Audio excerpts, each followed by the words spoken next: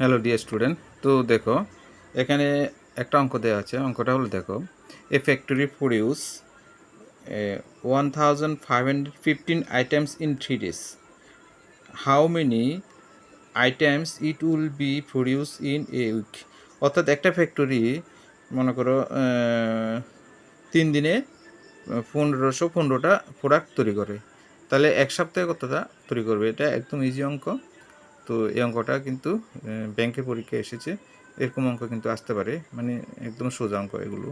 তাহলে দেখো, তো তোমরা অঙ্কটা একদম ইজি তো পারবে, আমার মনে করি পারবে। তাহলে দেখো এখানে কি আছে। তাহলে আমরা এখানে দেখো 3 দিনে প্রডিউস করে এতটা, তাহলে এটাতে আমি কী করতে হবে? 3 দিয়ে ভাগ করতে হবে। একদিনে কত প্রডিউস করে, তাহলে তুমি এটা শর্টকাটে লিখতে পারো। মনে করো 3 দিনে তৈরি করে কতটা, এখানে 1515 প্রডিউস। তাহলে 1 ডেতে কত প্রডিউস করবে? তাহলে ডিভাইড হয়ে যাবে 1515 ডিভাইডেড বাই কত, 3। আচ্ছা 3 দিয়ে এখানে ভাগ করলে কত? 5 1-এর মধ্যে যাবে না, 0 হবে, আর একটা আবার 3 5 যাবে 15, ঠিক আছে। তাহলে কত? 505, অর্থাৎ 505টা প্রোডাক্ট তৈরি করেছে 3 দিনে। এখন আচ্ছা 505টা প্রোডাক্ট তৈরি করেছে 3 দিনে। আচ্ছা এখন এবার বাইর করতে হবে 1 উইক। 1 উইক কত? 7 days, অর্থাৎ 7 দিনে কত তৈরি করে, কত প্রডিউস করে।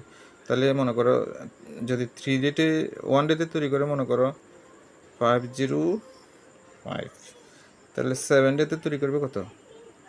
এটা ইন্টু হয়ে যায় বেশি, তাহলে 505 ইন্টু 7, তাহলে এটা কত হবে?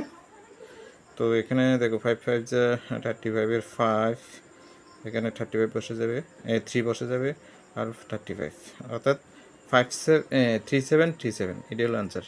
তাহলে এখানে কোন অপশানটা সঠিক? দেখো অপশান এ বি সি, অর্থাৎ টি অপশানটা সঠিক, এই অপশানটা সঠিক, ঠিক আছে।